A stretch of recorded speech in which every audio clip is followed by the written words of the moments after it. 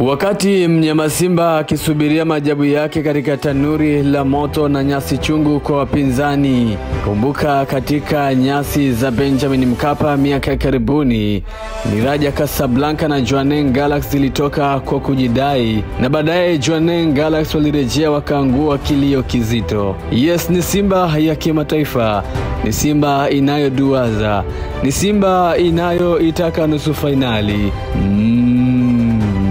Kuelekea mchezo huo, wengi wanalia na super coach Fadlu Davids kwenye eneo la ushambuliaji, huku hitaji la kila mwana Simba linataja jina la teka la mabao, teka refu kuliko goli. Ni Steven Dese Mukwala, mzaliwa wa Julai 15 mwaka 1999 katika mji wa Makinde nchini Uganda.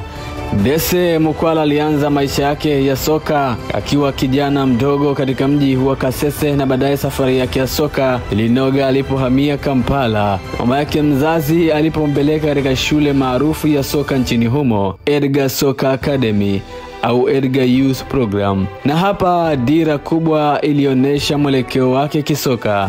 Baada alipandishwa timu ya wakubwa Edgar's Football Club, akicheza michezo 37 na magoli 53.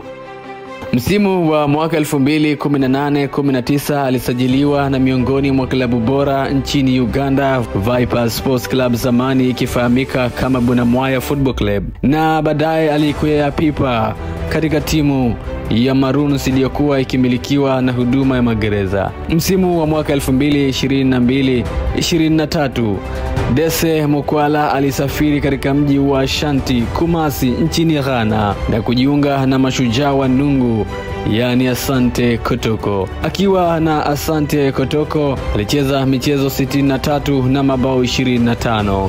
Ukimwangalia vyema, Steven Dese Mukwala ni aina washambuliaji wenye kasi mno. Pengine jina la Lionel Christian Ateba Mbida lilianza zaidi kung'ara katika kikosi cha mnyama Simba, lakini siku za karibuni linaanza kukosa mvuto baada ya Dese Mukwala kuanza kufanya vizuri siku za usoni. Hadi sasa Dese Mukwala amepachika mabao 9 katika ligi kuu ya kandanda Tanzania bara, nyuma ya Jean Charles Ahoua mwenye mabao 12, na tofauti ya magoli mawili zidi ya Clement Francis Mzize na Prince Dube Mpumelelo wa Yanga. Ombi na vilio vya wanasimba wengi ni kumuona Dese akianza mbele kuiongoza jeshi la mnyama Simba Aprili 9 katika uwanja wa maajabu Benjamin Mkapa, wakati Simba ikisaka tiketi ya kufuzu hatua nusu finali ya kombe la shirikisho dhidi ya Alma